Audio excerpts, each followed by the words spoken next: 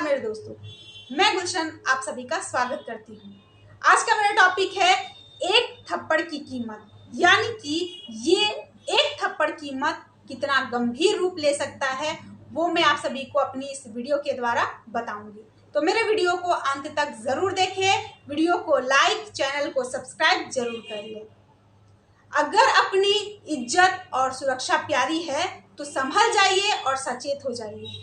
हम हमेशा अपने सार्वजनिक या निजी जीवन में, यानी कि समाज में या घर में बहुत तरह से छोटे मोटे विवाद को होते देखते हैं और उसे नज़रअंदाज कर देते हैं और यह कह के छोड़ देते हैं कि यह तो छोटी सी बात है।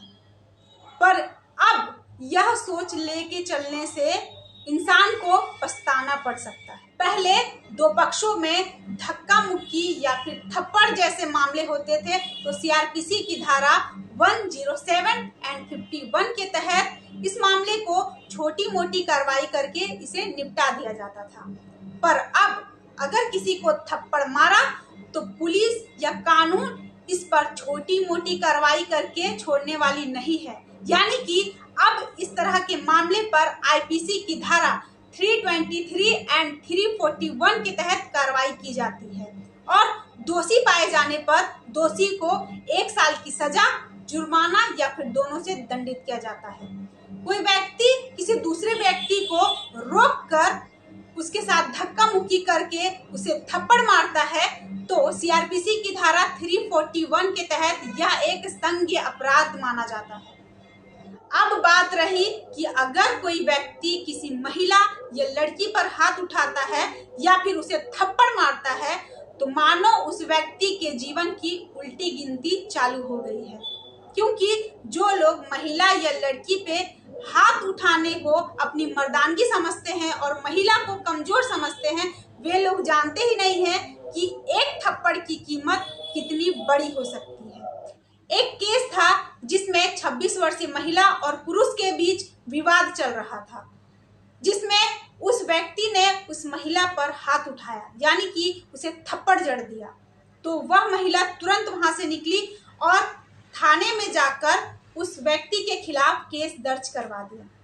तो जब एक महिला के साथ कोई मारपीट करता है या उसे थप्पड़ ही मारता है तो बहुत तरह की धाराएं उस केस में जुड़ जाती है और वही सेम इस केस में भी हुआ।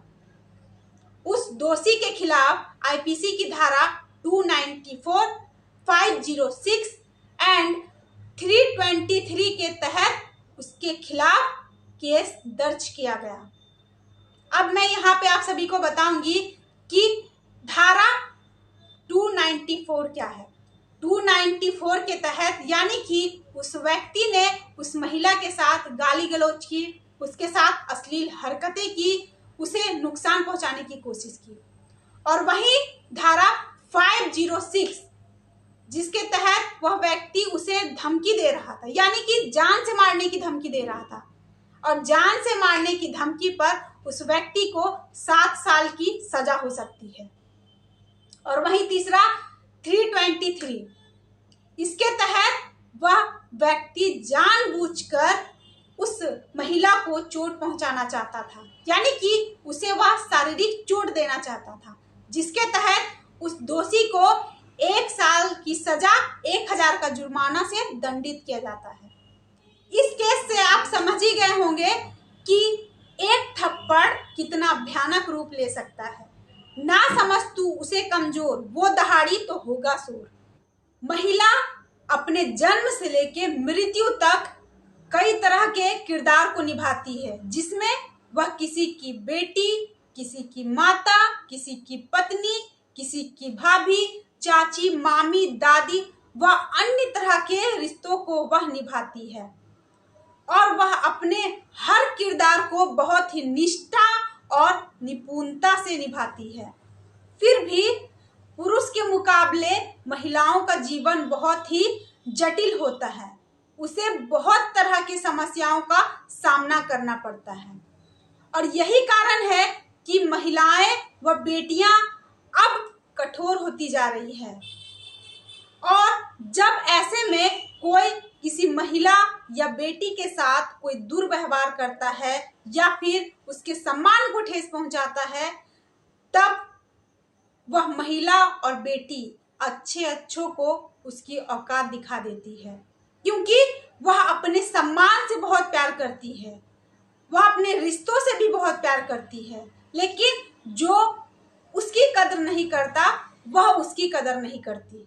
घर में रह रहा कोई व्यक्ति यानी कि भाई, पिता, पति, जीजा, घर में रह रही कोई महिला या फिर लड़की को भयभीत करने के लिए आपराधिक बल या फिर प्रतिकारक हमला करता है, जिससे उस महिला लड़की को कोई नुकसान या क्षति नहीं होता है, परंतु वह घबराहट महसूस करने लगती है, डर जाती है और भयभीत हो जाती है, जिसके कारण उस व्यक्ति पर भारतीय दंड संहिता की धारा 358 के तहत उस व्यक्ति को दोषी माना जाएगा।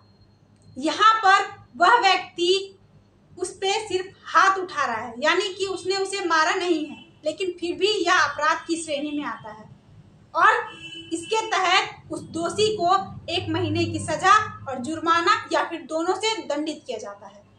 अब महिला और बेटियां इतनी मजबूत और ताकतवर हो गई हैं कि अब हर तरह के बेड़ियों और बंधनों को तोड़कर वह आगे बढ़ रही हैं, सफर कर रही हैं और अपने लक्ष्य तक पहुंच रही हैं। पर कुछ लोगों की ऐसी सोच होती है कि महिला की प्रतिभा को, उसके उन्नति को इस तर्क पर नजरअंदाज कर देते हैं कि